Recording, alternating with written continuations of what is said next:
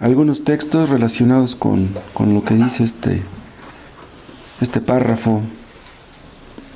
Pero antes de leer vamos a hacer una oración, ¿sí? Padre bueno, Padre misericordioso, te damos gracias. Siempre nos pagas bien por mal. Tus misericordias son infinitas, constantes, cotidianas, continuas.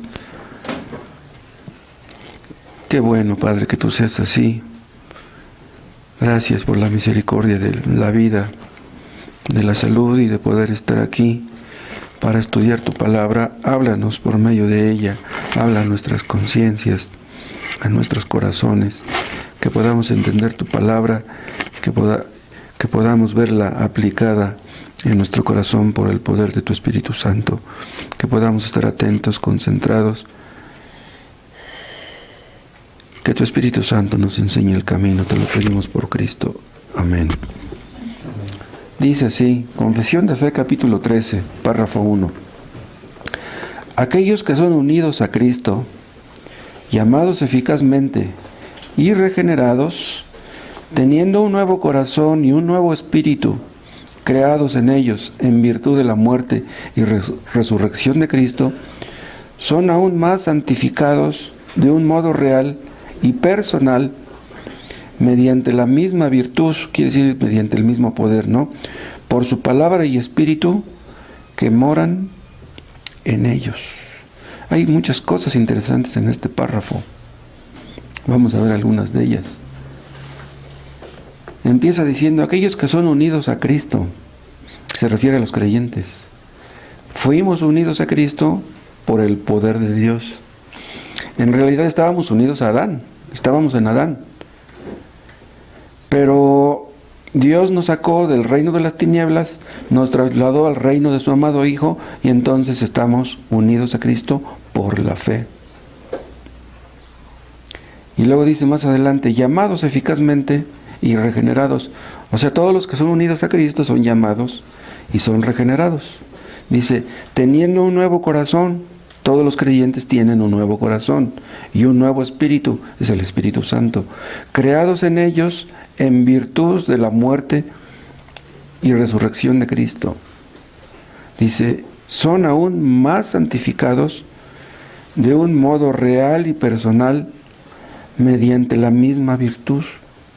¿Pero por qué dice aquí son aún más santificados? ¿Saben por qué? Porque cuando somos unidos a Cristo, ya somos santificados. Entonces, nuestro tema de hoy es el tema... No pinta bien, no. Tienen por ahí otro que pinte mejor.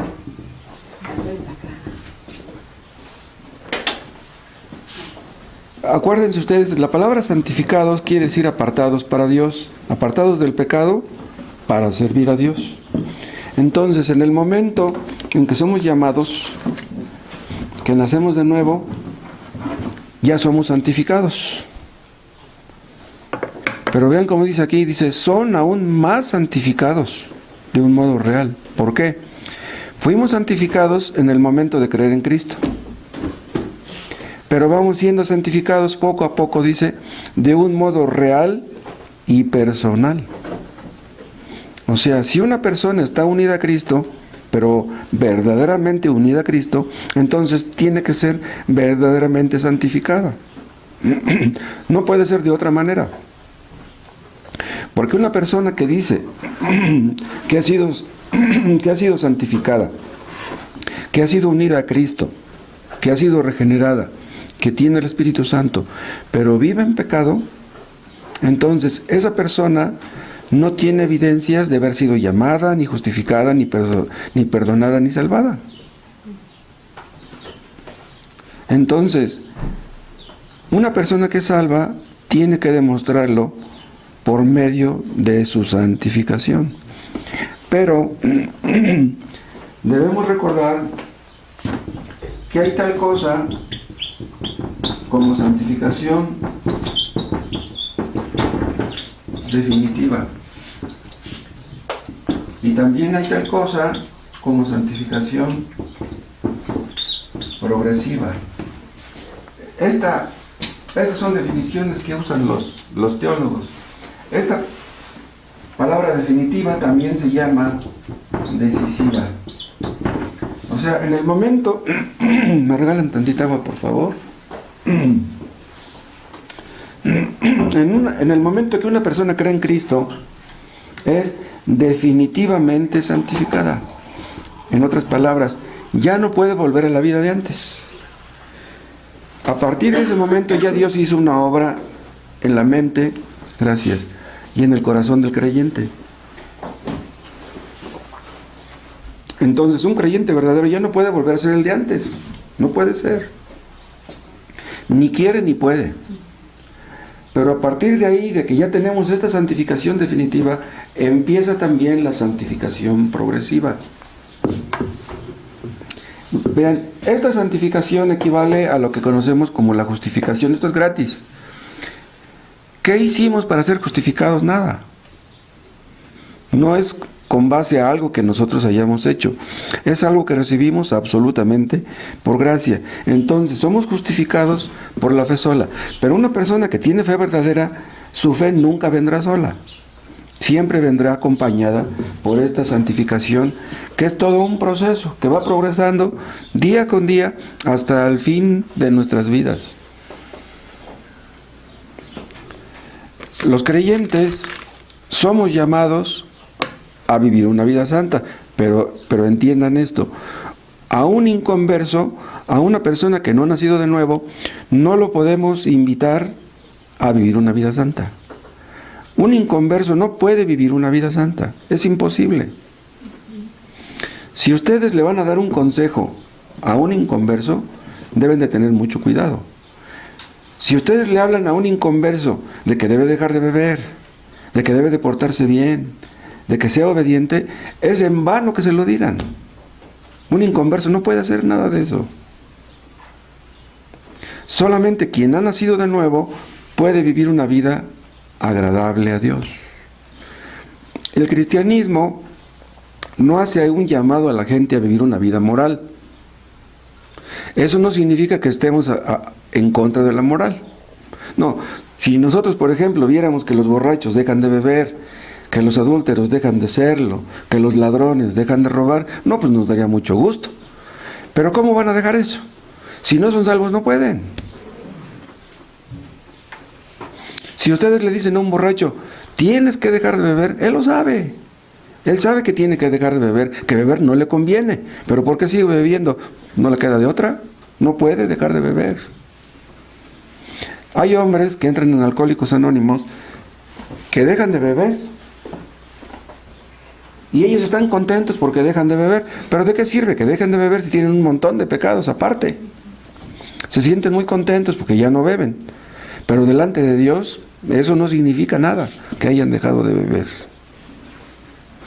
Si le vamos a hablar a un inconverso, debemos decirles que deben creer en el Evangelio. Debemos decirles que ellos están en pecado, que deben arrepentirse y que deben de confiar en lo que Cristo hizo en la cruz. Y ya después, cuando ellos sean salvos, entonces sí les vamos a hablar de este asunto, de lo que tienen que hacer para agradar a Dios. Entonces, vean, esta clase de santificación, la que está aquí en el punto número 1, produce en el creyente un cambio definitivo en su vida, un cambio moral y ético. Y eso lo pueden ustedes ver en 2 Corintios 5, vean.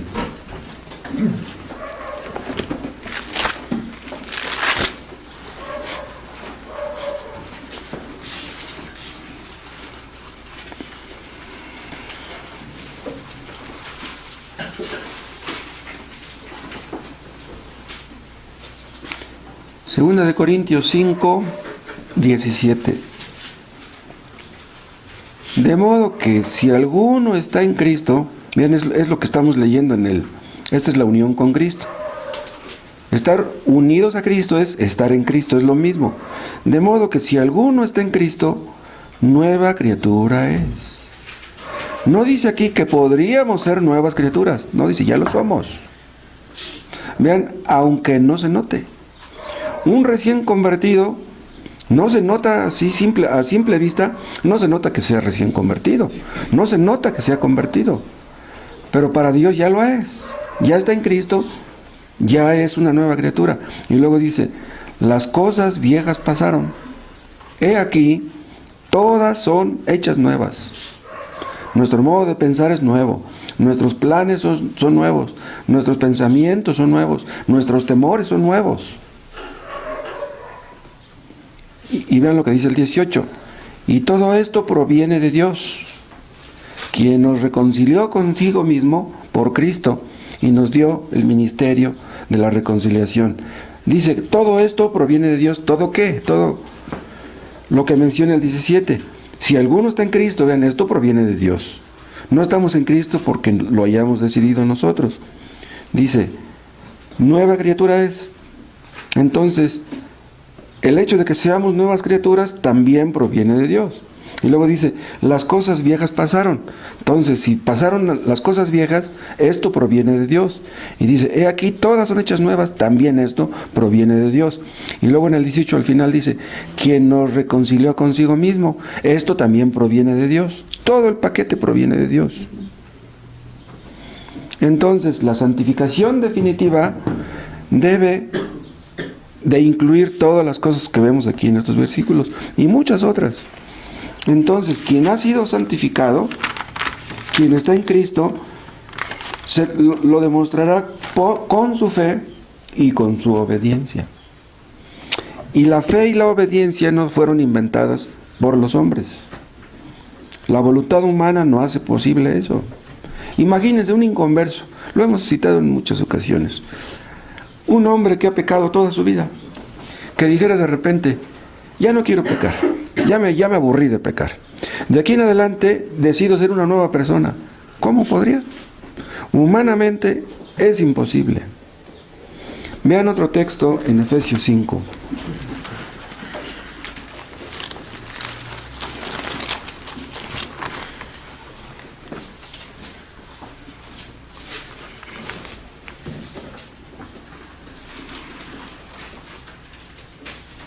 Dice en el 25, Efesios 5, 25, maridos, amad a vuestras mujeres. Vean, esta es una orden para todos los maridos cristianos. Un marido inconverso no puede hacer esto. Maridos, amad a vuestras mujeres, así como Cristo amó a la iglesia y se entregó a sí mismo por ella. ¿Para qué se entregó Cristo por su iglesia? ¿Cuál fue el motivo? Dice el 26, para santificarla. Cristo se entregó para santificar a su pueblo. Entonces, Cristo murió en la cruz y garantizó esto, que seríamos santificados. Y entre paréntesis, déjenme decirles que si Cristo hizo eso por su esposa, la iglesia, lo mismo tenemos que hacer los maridos, es lo que dice el 25 respecto de nuestras mujeres. ¿Qué es lo que tenemos que hacer nosotros como maridos? Santificar a nuestras mujeres. ¿Pero cómo? ¿Cómo un marido santifica a su mujer? Amándola. Amándola incondicionalmente. ¿Cómo nos amó Cristo? Incondicionalmente. Entonces, un marido amará a su esposa. Cuando sea perfecta, nunca lo será. Entonces un marido debe amar a su esposa, aunque sea imperfecta, aunque esto podemos decirlo viceversa, ¿no? La esposa debe amar a su marido también de la misma manera. ¿Qué no se supone que es el Espíritu Santo el que santifica a las esposas? Sí. Bien, cuando una esposa tiene esto, tendrá esto, pero nosotros debemos colaborar en la santificación de nuestras mujeres. O sea, si somos impacientes, si somos intolerantes, si somos demasiado estrictos con nuestras esposas, en lugar de santificarla, lograremos lo contrario. Y se supone que esa no es nuestra intención. Entonces, vuelvo a nuestro tema. Cristo se entregó para santificar a su iglesia. Y si hizo eso, ¿era posible que Cristo fallara? Era posible que dijera, bueno, pues yo ya puse mi parte, pero si ustedes no ponen la suya, pues entonces, ni modo, pues, fallé en mi intento, en mi propósito. Es imposible que Cristo pudiera fallar. Ya perdí de vista Efesios 5, ¿están todavía ahí?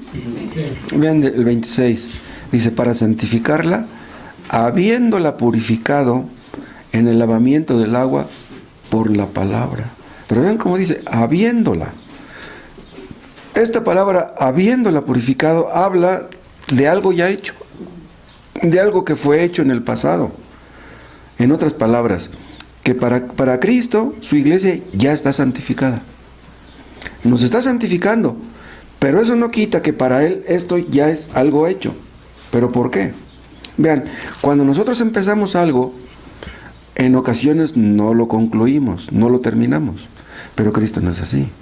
Cristo, todo lo que empieza, lo acaba. Entonces, si Él empezó aquí, tiene que acabar acá. Si ya nos ha santificado de esta manera, nos santificará de esta manera, llueva o truene. Hay ocasiones en que parece como que estamos estancados. Hay ocasiones que parece como que estamos retrocediendo. Pero pase lo que pase, Dios nos está santificando. Cristo nos está santificando. La muerte de Cristo en la cruz lo garantizó. Vean otro texto, primera a los Corintios, capítulo 1.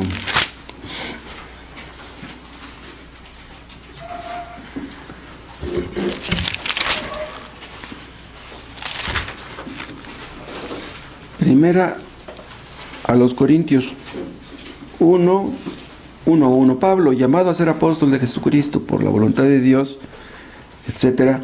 Y dice el 2, a la iglesia de Dios que está en Corinto, a los santificados en Cristo Jesús.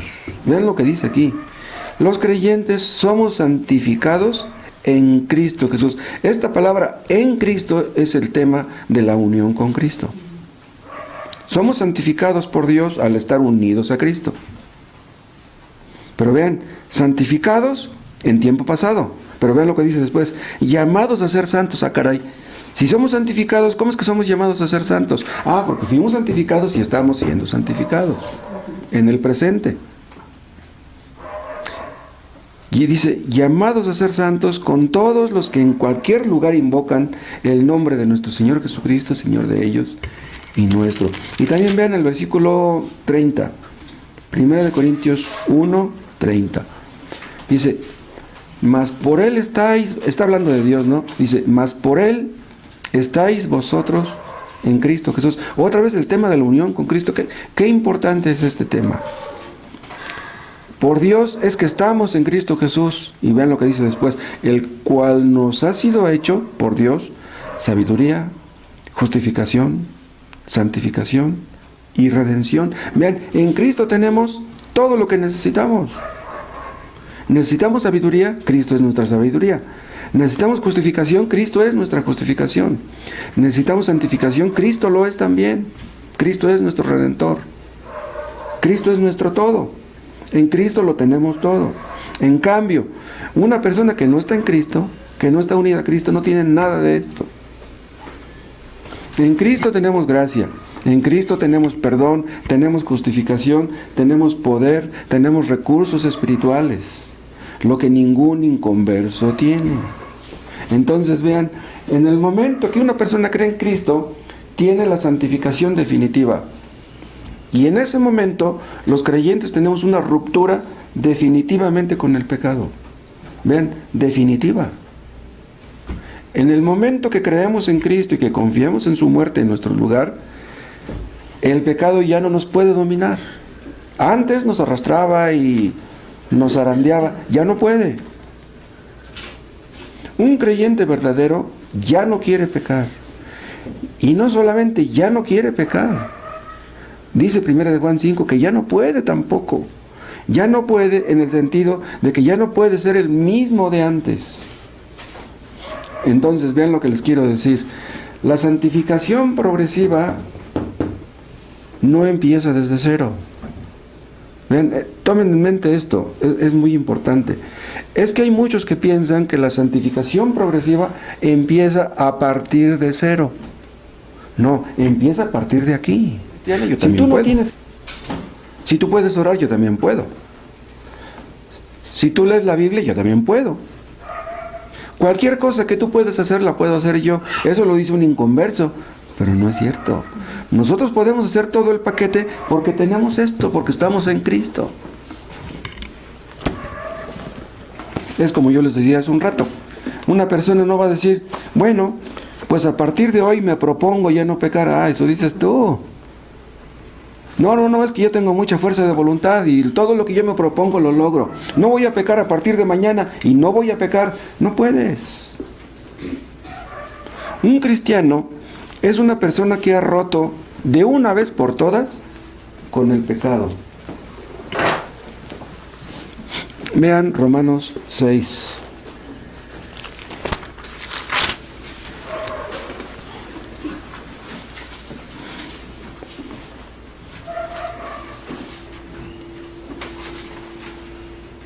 Bueno, vean el último versículo del Romanos 5:21. Para que así como el pecado reinó para muerte,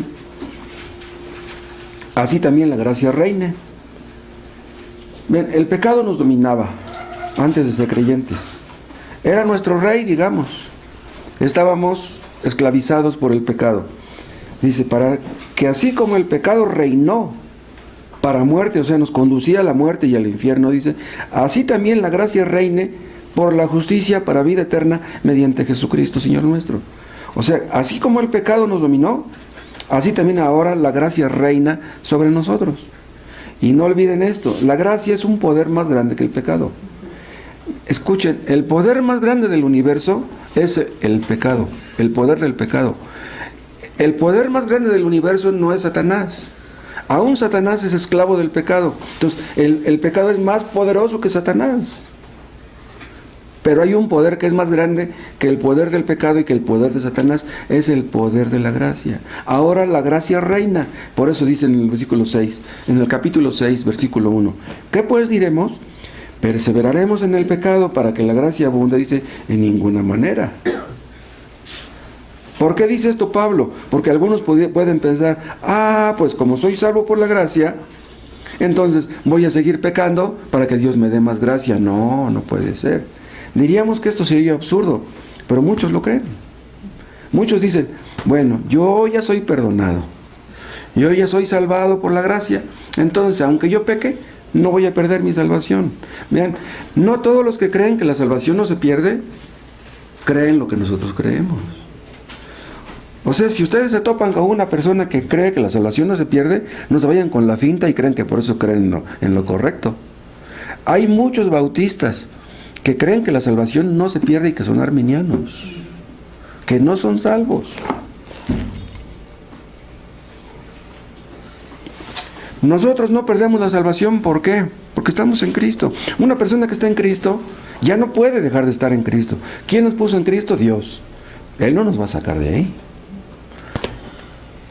Entonces dice el versículo 12, en ninguna manera, porque los que hemos muerto al pecado, ¿cómo viviremos aún en él? ¿Cómo? Dice, no es posible. No es posible que aún vivamos en él. Pero vean, aquí nos da la idea el versículo 2 de que todos los creyentes hemos muerto al pecado. Dice, porque los que hemos muerto al pecado. Todos los creyentes han muerto al pecado. Y si tú no has muerto al pecado, entonces tú no eres creyente. Una persona muere al pecado, ¿saben cómo? Así, miren. No es un proceso. Morimos al pecado aquí. Definitivamente. Pero vamos muriendo progresivamente, porque aún hay pecado en nosotros. Pero tú no puedes crecer en este punto si no tuviste antes esto. Les conté, creo, hace algún tiempo, de una mujer que me dijo allá en esa que quería ser bautizada. Pero Eso me lo dijo como a principios de año. Y me dijo, me gustaría ser bautizada, dice hermano, dice, pero no ahorita. Dice, sino como para fin de año. Y me llamó la atención eso y le digo, bueno, ¿y por qué fin de año y no ahorita? ¿Qué creen que me dijo? No, dices que tengo muchos problemas ahorita, dice. Dice, tengo problemas con mis yernos y con mis nueras, dice. Pero yo creo, dice, que yo calculo que como para fin de año. Eso equivale a decir, ahorita no estoy muerto al pecado, no estoy muerta al pecado, pero yo calculo que para fin de año sí. Eso no es posible. Pensaba tal vez que en ese momento, en el mes de enero, el pecado la estaba zarandeando. Pero yo creo que ya para fin de año ya estoy fuerte y ya no voy a pecar. No puede ser. Platiqué con una persona ahora que fui a Oaxaca hace poquito. ¿Y qué creen que me dijo? Dice, yo me bauticé, dice, en una iglesia falsa. Dice, pero yo creí que estaba bien. Dice, yo creí que era sincero, que yo ya no iba a pecar. Y dice, yo ya no quería pecar. Pero ¿qué creen? Dice, ¿qué crees? Dice, después de un tiempecito de ser bautizado, que vuelvo a caer en el pecado. Y yo dije, no puede ser.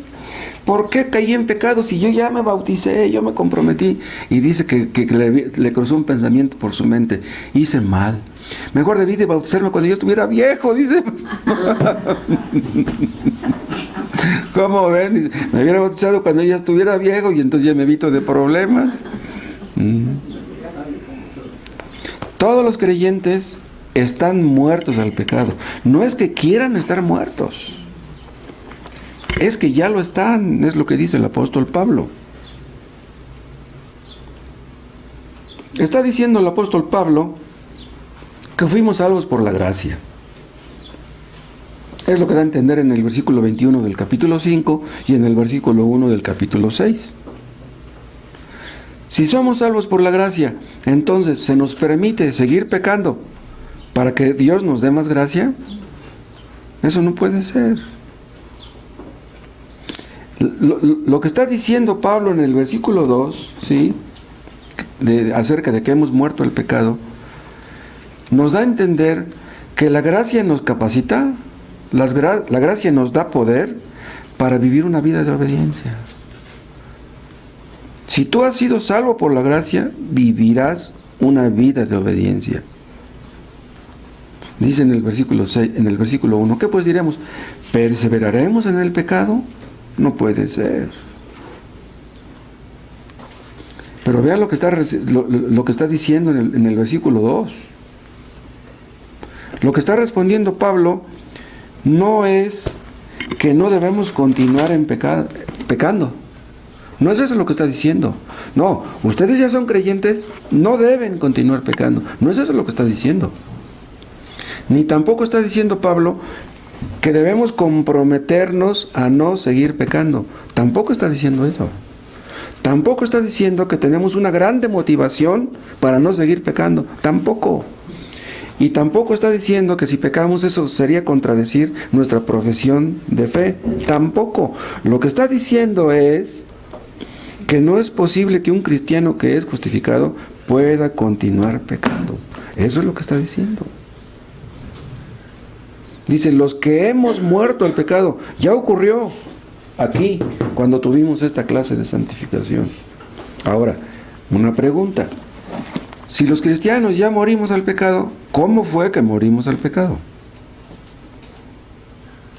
Lo dice el versículo 6:3. ¿O no sabéis que todos los que hemos sido bautizados en Cristo Jesús, hemos sido bautizados en su muerte? O sea, nos identificamos con Cristo, nos unimos con Cristo simbólicamente cuando somos bautizados. ¿Sí? Entonces, Cristo murió y nosotros morimos con Él. Y dice el 4, porque somos sepultados juntamente con Él para muerte por el bautismo. Aquí morimos simbólicamente. A fin de que como Cristo resucitó de los muertos por la gloria del Padre, así también nosotros andemos en vida nueva. Cristo murió y resucitó. Nosotros morimos y resucitamos simbólicamente cuando nos bautizamos. Salimos del agua y estamos comprometidos y a no vivir la vida de antes. ¿Sí? Pero no solamente estamos comprometidos. Si somos creyentes verdaderos, ya no seguiremos pecando como pecábamos antes. Dice el 5, porque si fuimos plantados juntamente con Él en la semejanza de su muerte, así también lo seremos en la de su resurrección. Cristo murió y resucitó, y nosotros igual. Estábamos muertos en nuestros pecados y ahora ya estamos vivos. Estamos vivos para Dios y estamos muertos al pecado, dice, sabiendo esto, que nuestro viejo hombre, lo que éramos en Adán, dice, fue crucificado juntamente con Él. ¿Para qué? Para que el cuerpo del pecado sea destruido, a fin de que no sirvamos más al pecado. Entonces, vean, la muerte de Cristo como nuestro sustituto garantizó de que ya no viviéramos en pecado. Ya no podemos servir al pecado, dice al final del 6. Antes le servíamos, éramos sus esclavos, ya no podemos. Ya no podemos hacer eso. Pero vean, esto no quiere decir que ya no pequemos. El hecho de que estemos muertos al pecado no quiere decir que no pequemos, porque todos los cristianos pecamos de una manera o de otra.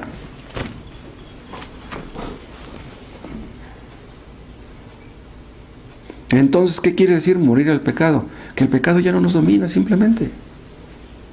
Hay influencias pecaminosas que quieren controlarnos, pero ya no pueden. El pecado nos asedia, dice Hebreos 12.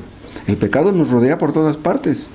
Vean, hay una tentación por aquí, puede haber otra tentación por aquí, por acá, por todas partes hay tentaciones.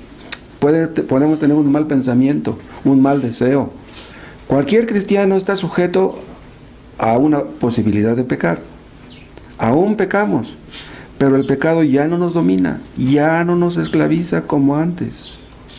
El pecado a veces tal vez nos derribe por el suelo, pero nos levantaremos y lo venceremos. Perdemos una batalla, pero no perdemos la guerra.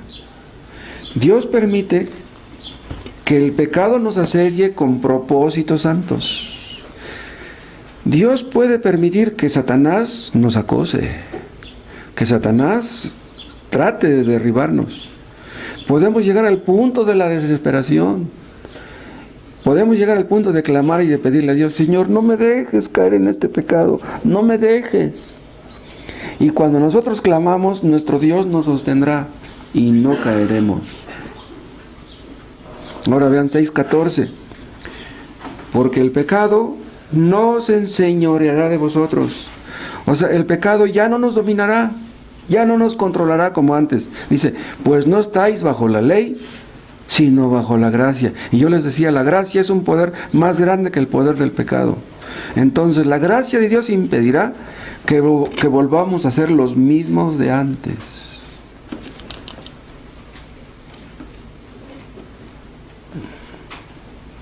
Les quería mostrar un texto, pero ¿dónde lo tengo? En Judas 24, vean. Judas, versículo 24.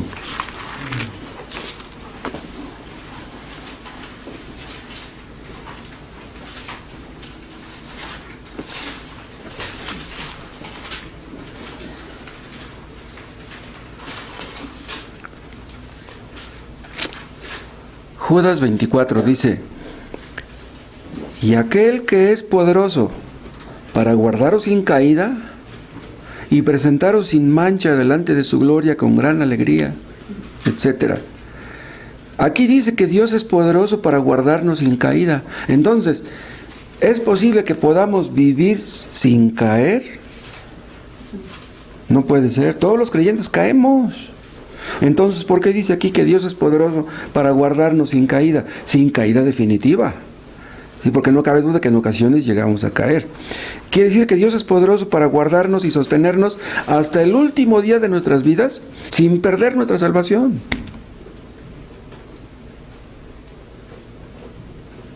Nosotros no somos poderosos para eso, pero nuestro Dios sí lo es.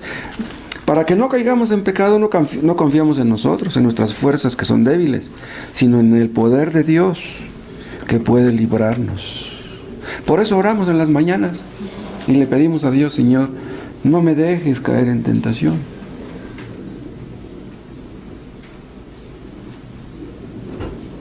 Entonces vean lo que estoy diciendo. En la regeneración definitiva, el carácter del cristiano es cambiado definitivamente. Es como dice Sujel Michelén, éramos buitres y Dios nos hizo palomas, o éramos cerdos y Dios nos hizo gatos. Antes amábamos lo sucio, ahora amamos lo limpio, porque Dios lo hizo, Dios nos cambió. Entonces la depravación humana, la depravación total que estaba en nosotros, es rota por el poder de Dios. Pero ya después, cuando creemos en Cristo y el Espíritu Santo mora en nosotros, el pecado actúa desde afuera y aún desde dentro, porque el pecado mora en nosotros. Pero el Espíritu Santo que mora en nosotros no permitirá que el pecado nos derrote definitivamente.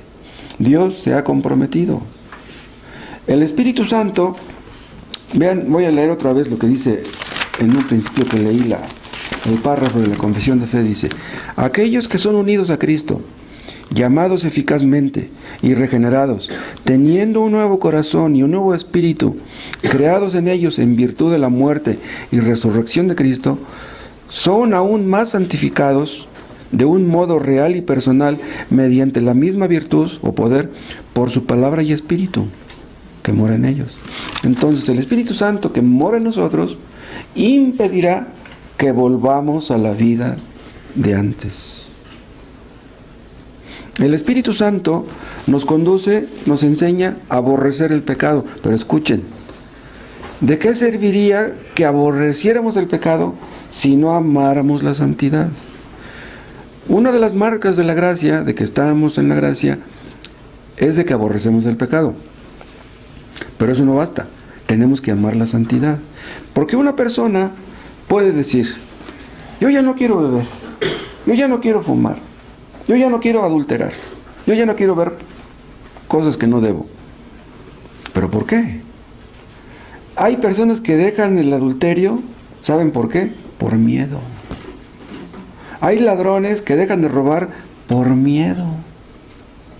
Hay personas que dejan de defraudar o de extorsionar por miedo. Por miedo a la cárcel, por miedo a ser descubiertos, por miedo a que su familia, su esposa le pida el divorcio, etc. Los creyentes no dejamos de pecar por miedo, sino porque amamos a Cristo. El miedo por sí solo no basta. Debemos amar a Cristo. Es el amor nuestra más grande motivación.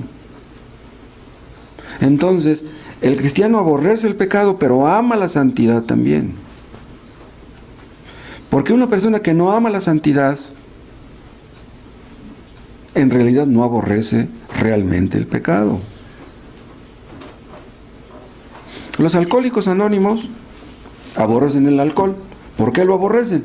Porque el alcohol les condujo a perder su hogar, que tienen hijos llenos de rencor, perdieron su trabajo. Muchos llegaron a perder hasta su casa por andar en el alcohol. Pues aborrecen el alcohol, pero andan en un montón de pecados. Entonces, ¿de qué sirve que aborrezcan el alcohol? Una persona puede llegar a sentirse culpable por los pecados que ha cometido.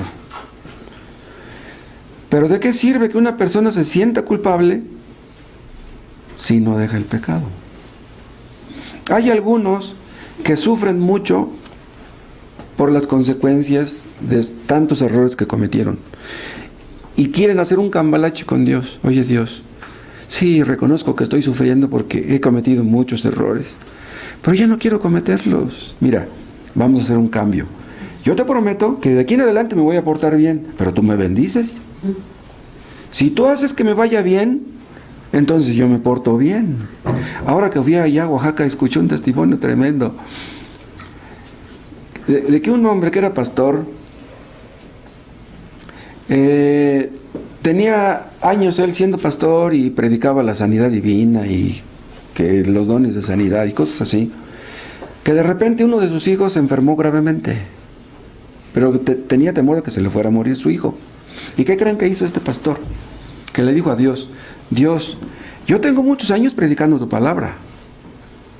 Dice, yo he dicho a la gente que tú sanas a los enfermos. Dice, si tú no sanas a mi hijo, dice, yo te prometo, dice, yo te juro que si tú no sanas a mi hijo, así como he hablado bien de ti, voy a hablar mal de ti. Me voy a volver tu contrario. Dice, si tú no sanas a mi hijo, ¿y qué creen que pasó? Que sana a su hijo. ¡Wow! Es increíble. ¿Y qué creen que dijo después ya que sanó a su hijo? Le digo a la gente, ¿ya ven? Yo me le puse el brinco a Dios y Dios me quedé preguntando, ¿por qué creen ustedes que Dios contestó esa oración? Porque Dios le sanó a su hijo. ¿Quieren que les diga una cosa?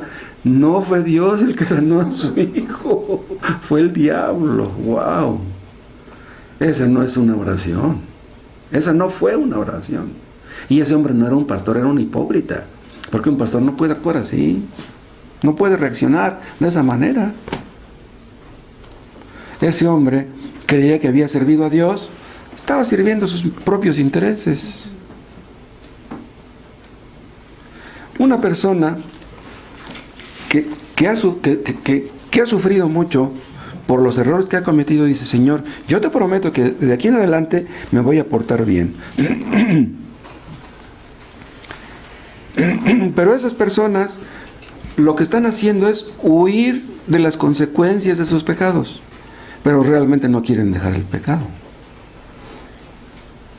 Hay personas que se sienten mal porque han pecado, porque han ofendido a Dios, pero el hecho de que tú te sientas mal porque has pecado, eso no quiere decir que tú seas salvo. De nada sirve que tú te sientas mal por lo que has hecho si no dejas tu pecado. El asunto es que tú dejes tu pecado. Es más, el hecho de que tú reconozcas que eres pecador, que tú lamentes con lágrimas tus pecados, eso no significa que tú seas salvo. Una persona puede pasarse las horas llorando y después no dejar su pecado. Lo que queremos es ver frutos dignos de arrepentimiento. Entonces, ¿cómo podemos saber si una persona ha muerto realmente al pecado? Por medio de vivir una vida justa y santa. Si tú obedeces a Dios hoy y lo obedeces mañana, y lo obedeces pasado mañana, perseveras en la gracia, entonces creemos que estás en Cristo. ¿Están en Romanos 6? 4. Porque somos sepultados juntamente con Él para muerte por el bautismo, a fin de que como Cristo resucitó de los muertos por la gloria del Padre, así también nosotros andemos en vida nueva. Solamente los creyentes pueden andar en una vida nueva. Y vean 6:17. Pero gracias a Dios que aunque erais esclavos del pecado, eso es lo que éramos, habéis obedecido de corazón aquella forma de doctrina a la cual fuisteis entregados. Vean, obedecido de corazón, sinceramente. Y dice el 18, y libertados del pecado, vinisteis a ser siervos, esclavos de la justicia o de la santidad. Ya no somos esclavos del pecado, ahora somos esclavos de la santidad, es lo que dice el apóstol Pablo. Y vean 6:22, mas ahora que habéis sido libertados del pecado y hechos siervos de Dios, ¿sí? Ya no somos esclavos del pecado, ahora somos esclavos de Dios. Tenéis por vuestro fruto la santificación. Vean, es esta, la santificación progresiva. Este es el fruto que manifiestan los que están en Cristo. Dice, y como fin, la vida eterna. Si tú estás demostrando esta clase de santificación en tu vida, no cabe duda, la vida eterna te pertenece.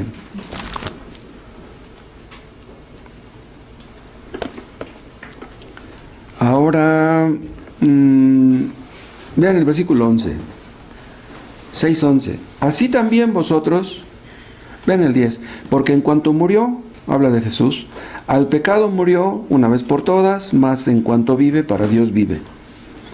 Así también vosotros, consideraos muertos al pecado, pero vivos para Dios, en Cristo Jesús, Señor nuestro. Ya vimos que los creyentes estamos muertos al pecado, pero aquí puede surgir una pregunta. Si ya estamos muertos al pecado, ¿por qué dice el 11 que debemos considerarnos muertos al pecado? Entonces, ¿vamos a morir al pecado por considerarnos muertos al pecado? No. Los que pueden considerar que están muertos al pecado son los que ya están muertos al pecado. ¿Qué quiere decir la palabra considerar? La palabra considerar quiere decir meditar atentamente en algo. O sea, reflexionar en algo profundamente. En otras palabras, debemos reflexionar y meditar que ya estamos muertos al pecado. Que el pecado ya no nos puede dominar. Pero imagínense un creyente que diga, un inconverso, que un inconverso dijera, yo ya estoy muerto al pecado, ya no voy a pecar. No. El diablo me quiere engañar, pero no lo logrará. Dios, ayúdame. Vean, un inconverso le puede pedir ayuda a Dios para no pecar y Dios no lo escucha. Hay algunas personas que dicen, Dios, ¿por qué sigo siendo el mismo? ¿Por qué no cambio? Ayúdame. El otro día escuché un hombre que me dijo, dice, yo le he pedido a Dios, dice, que me ayude a desarraigar de mi corazón el rencor que tengo. Yo le dije, estás orando mal. No le pidas a Dios que te ayude a desarraigar el rencor. Le digo, Dios no es ayudante de nadie. Le digo, pídele perdón por tu rencor, que es diferente. ¿Cómo? Ayúdame a desarraigar. Es como diciendo, Señor, yo he tratado de desarraigarlo, pero como tú no me ayudas, pues entonces por eso es que no he podido. No le digas eso a Dios. ¿Saben por qué debemos considerar que estamos muertos al pecado? Porque se nos puede olvidar. Porque se nos puede olvidar lo que Cristo hizo en la cruz, que estamos unidos a Él, que hemos sido llamados, justificados, perdonados y salvados. Es que como estamos en este mundo, tenemos que trabajar, tenemos que mantener a nuestros hijos, tenemos que pagar la renta, tenemos que hacer muchas cosas. Entonces, podemos perder contacto con las cosas espirituales por estar inmersos en las materiales, en las terrenales. Entonces, no morimos al pecado. Pensamos que posiblemente hayamos muerto al pecado. No, esto es algo ya hecho, algo que Cristo hizo. Morir al pecado es algo que recibimos gratuitamente. No es algo que logramos pensando nosotros. Hubo un hombre, un escritor gringo, y creo también era pastor, que se llamaba Norman Vincent Peale. Él inventó una teoría supuestamente sacada de la Biblia que se llamaba el pensamiento positivo. ¿Y saben qué? En síntesis, ¿de qué hablaba ese pensamiento positivo? Él decía que somos lo que declaramos. Si tú dices que eres pecador, pues eres pecador. Pero si tú dices que eres perdonado, eres perdonado. Eres lo que tú piensas. Eso es antibíblico. Si tú dices que estás enfermo, estás enfermo. Pero si tú declaras que estás sano, estás sano. Vean, eso es un error, una herejía. Una persona puede decir, yo siento que estoy muerto al pecado. El pecado ya no me domina. Y abre los ojos y ya pecó. En el momento que decide no pecar, ya está pecando. Se supone que somos creyentes. Y por lo tanto, debemos considerarnos que estamos muertos al pecado. Porque solo los creyentes han muerto al pecado. Entonces, morir al pecado no es cuestión de vista, es cuestión de fe. Y como es cuestión de fe, entonces no es muy evidente que seamos muertos al pecado. Tenemos muchas bendiciones en Cristo, ya vimos un texto. La elección, la predestinación, la justificación, la santificación. Son bendiciones que nos son regaladas en Cristo. Pero estas bendiciones deben ser consideradas como tales. Escuchen. Si ustedes entienden que son escogidos, que sus pecados ya son perdonados por lo que Cristo hizo en la cruz, decimos, ¿es posible eso? ¿Es posible que Cristo ya me perdonó? ¿Que soy un hijo de Dios? ¿Y que un día estaré en el cielo? No puedo creerlo. Simplemente de pensarlo se derrite en nuestro corazón y decimos, Señor, gracias. Gracias por lo que tú hiciste por mí.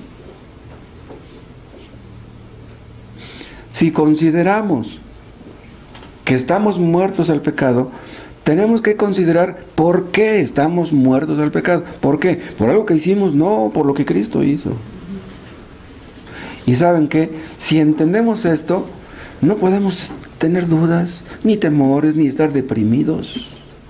¿Por qué? Repito la vieja ilustración. ¿Por qué los mártires en la Edad Media morían quemados alabando a Dios? ¿Por qué?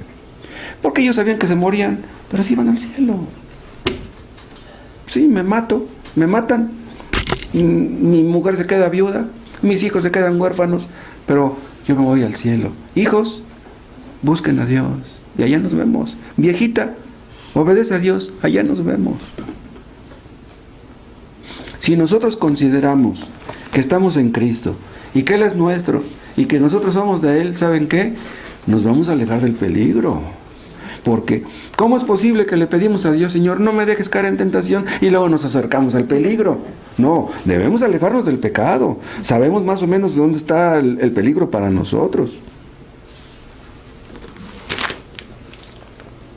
O sea, si consideramos realmente, atentamente, lo que costó nuestra salvación, que Cristo compró para nosotros, ¿saben qué? No vamos a caer fácilmente en tentación. No caeremos. Estaremos contentos. Estaremos agradecidos.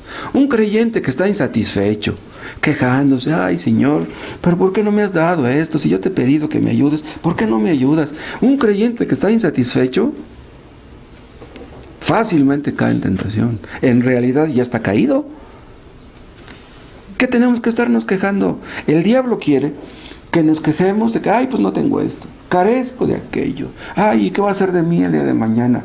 En lugar de estarnos quejando, debemos pensar, tengo a Cristo. Él me ha perdonado, Él me ha salvado, derramó su sangre por mí, iré a la gloria. Entonces, a un cristiano que está contento no fácilmente caerá en tentación. ¿Saben ustedes por qué José no cayó en la trampa de la mujer de Potifar? ¿Saben por qué? Porque Dios le había dado visiones y sueños y él estaba agradecido con Dios. Dice, no, yo soy una persona diferente. Dios me dio sueños a mí y a mis hermanos no, ni a mis padres les dio sueños. Entonces, un día yo voy a estar con Él. Por eso José no cayó en la tentación. Era muy joven. Qué fácil hubiera sido que cayera en tentación. José entendía que Dios es bueno. Estuvo a punto de morir en el hoyo, pero pues Dios lo sacó del hoyo. Estuvo a punto de morir en la cárcel, Dios lo sacó de la cárcel. Su fe y su amor por Dios fueron creciendo poco a poco. José no estaba resentido con Dios. Ay, ¿por qué mis malvados hermanos me vendieron? ¿Por qué me metieron en la cisterna? ¿Por qué me vendieron a los ismaelitas? José no estaba resentido. Hay muchas personas que no están contentas. ¿Saben por qué? Porque están resentidas con Dios. Es posible que una persona esté resentida con Dios. Si yo estoy llorando por mi pareja, ¿por qué mi pareja no se convierte? Si lloro por mis hijos, ¿por qué mis hijos son tan rebeldes y tan necios? Un creyente puede estar resentido con Dios. Dice el texto, consideraos muertos al pecado, pero vivos para Dios, en Cristo Jesús, Señor nuestro. Vean lo que dice aquí. Nos consideramos muertos al pecado, dice el 11, pero vivos para Dios en Cristo Jesús, Señor nuestro. La gente que nos rodea puede decir, ese es un cristiano hipócrita. Pero a mí no me importa tanto lo que la gente piense de mí, me importa lo que piensa Él. Y si Él me considera vivo, pues aunque los demás piensen que estoy muerto. Es posible que en un momento dado nos sintamos tan débiles, tan incapaces de obedecer a Dios. Hay veces que un cristiano se puede sentir como un hipócrita. Pero un cristiano no es un hipócrita. Y si es un hipócrita, pues entonces no es cristiano, así de sencillo. Pero aunque nos sintamos muy mal, aunque nos sintamos por los suelos, si Cristo es nuestro Dios, y si hemos creído verdaderamente en Él, Él no nos dejará caer definitivamente. Cristo nos dio vida y viviremos. Ya no podemos ser los mismos de antes. Cristo nos ha dado vida y la vida que nos ha dado es eterna. La vida eterna empieza aquí. Amamos a Cristo aquí y le amaremos en el cielo eternamente. Y es increíble esto. Si ustedes se preguntan, yo, Moisés Luna, un día estaré en el cielo y miraré a Cristo. Yo no puedo creerlo. Pero si Cristo me compró con su sangre preciosa, así es, le pertenezco, soy suyo. Esto no tiene vuelta de hoja. El mundo el pecado y la carne tratarán de destruirme. Satanás trata de destruirme, pero no lo va a conseguir. Pero déjenme decirles, si ustedes no están en Cristo, están en Adán. Si no confían en Cristo, que pagó por ustedes, ustedes tendrán que pagar. Si ustedes están en Adán, están muertos. Si no están en Cristo, ustedes están muertos y les espera el juicio. Si ustedes no se han arrepentido verdaderamente y mueren así, les espera el juicio y la condenación. Entonces, si no están en Cristo, lo que deben considerar no es que están muertos al pecado, deben considerar que están en peligro. Mediten en eso, que tienen la soga en el cuello.